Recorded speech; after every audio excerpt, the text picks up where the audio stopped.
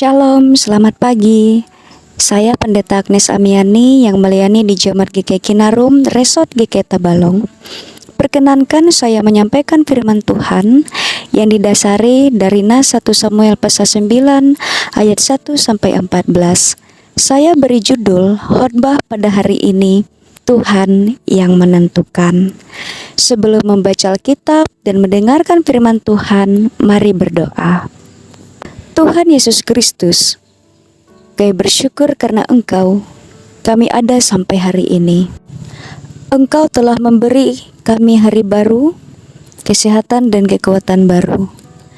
Kami mohon penyertaan Tuhan memimpin kami hari ini, dan melewati firman Tuhan ini, kiranya kami semakin diteguhkan dalam iman.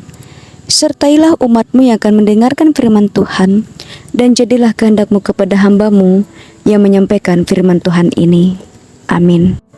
1 Samuel pasal 9 ayat 1 sampai 14 dengan perikop Saul diurapi menjadi raja. Ada seorang dari daerah Benyamin namanya Kis bin Abiel bin Zeror bin Bekorat bin Afia, seorang suku Benyamin, seorang yang berada. Orang ini ada anaknya laki-laki namanya Saul, seorang muda yang elok rupanya. Tidak ada seorang pun dari antara orang Israel yang lebih elok daripadanya. Dari bahu ke atas ia lebih tinggi daripada setiap orang sebangsanya.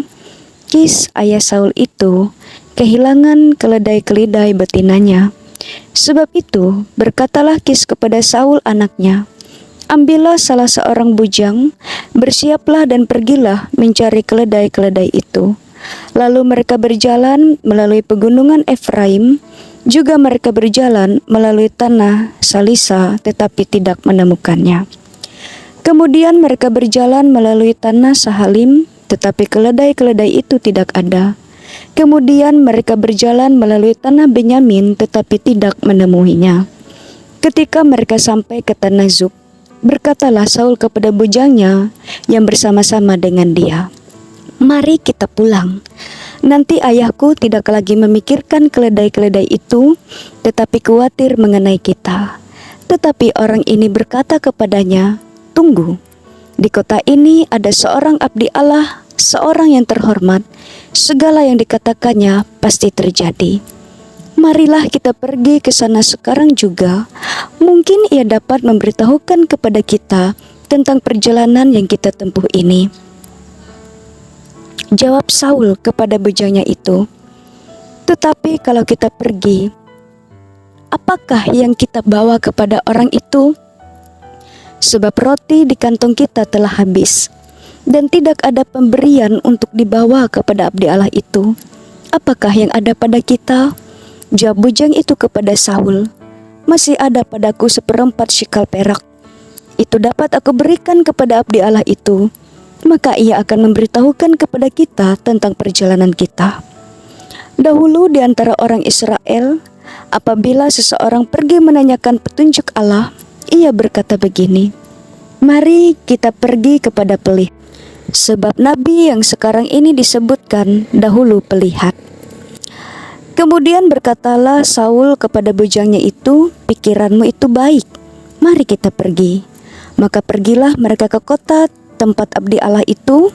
Ketika mereka naik jalan pendakian ke kota itu, mereka bertemu dengan gadis-gadis yang keluar hendak menimba air. Mereka bertanya kepada gadis-gadis itu, "Pelihat ada di sini?" Jawab gadis-gadis itu kepada mereka, "Ya, ada. Baru saja ia mendahului kamu. Cepat-cepatlah sekarang. Ia datang ke kota hari ini karena ada perjamuan korban untuk orang banyak di bukit pada hari ini. Apabila kamu masuk ke kota, kamu akan segera menjumpainya sebelum ia naik ke bukit untuk makan. Sebab orang banyak tidak akan makan sebelum ia datang, karena dialah yang memberkati korban. Kemudian barulah perundangan makan. Pergilah sekarang, sebab kamu akan menjumpainya dengan segera." Maka naiklah mereka ke kota, dan ketika mereka masuk kota, Samuel yang berjalan keluar untuk naik ke bukit berpapasan dengan mereka. Pendengar BSJD yang kekasih dalam nama Tuhan Yesus Kristus, Kata kebetulan adalah kata yang cukup sering kita ucapkan dalam kehidupan ini. Kata kebetulan ini sering menunjukkan kepada sesuatu yang tiba-tiba terjadi tanpa ada rencana di dalamnya. Namun sebenarnya tidak ada kebetulan dalam hidup ini. Karena sesungguhnya hidup kita ini sudah diatur oleh Tuhan dan masuk dalam rencananya. Berkaitan dengan teks hari ini, melalui peristiwa yang sederhana, kehilangan keledai, Saul bertemu dengan Samuel dan berharap kepada Samuel, seorang abdi Allah itu yang mereka sebut pelihat, supaya dapat memberikan satu petunjuk dan mengatasi kesusahan yang sedang mereka alami.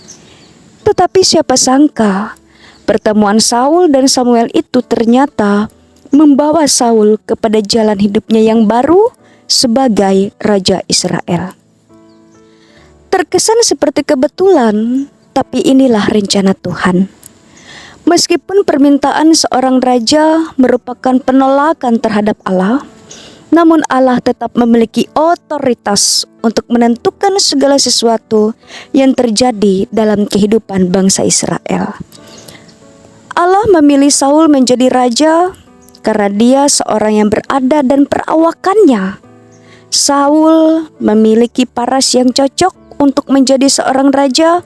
Ia bertubuh kekar dan tinggi besar melebihi semua bangsanya.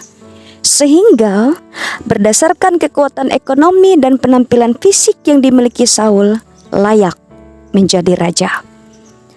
Dalam hal memilih pemimpin, secara tradisi, orang itu harus menonjol. Orang itu harus lebih tinggi dalam banyak hal. Orang itu harus kelihatan, harus mampu dan terseleksi. Saul terpilih jadi raja karena Tuhan tahu itu isi kepala orang Israel. Seperti itu dan Tuhan kasih.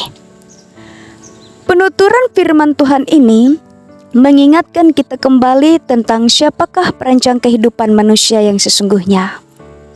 Kadang manusia menganggap hidup ini milik sendiri, sehingga merasa ada kebebasan sepenuhnya untuk menentukan sendiri dalam hidup ini. Firman Tuhan hari ini memimpin kita untuk kembali ingat bahwa hidup ini adalah anugerah dari Tuhan. Tidak ada yang bisa menentukan apa yang akan terjadi di hidup ini selain Tuhan.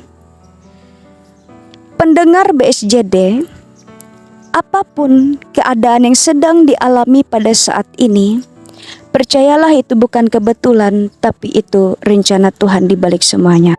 Seraya imani bahwa Allah turut bekerja dalam segala sesuatu untuk mendatangkan kebaikannya bagi kita. Tuhan Yesus memberkati. Amin. Mari kita berdoa. Firman Tuhan yang disampaikan hari ini, kiranya Tuhan Yesus memberkati untuk menjadi berkat. Berilah kami kekuatan dalam Roh Kudus, agar kami dapat memeliharanya dalam kehidupan kami.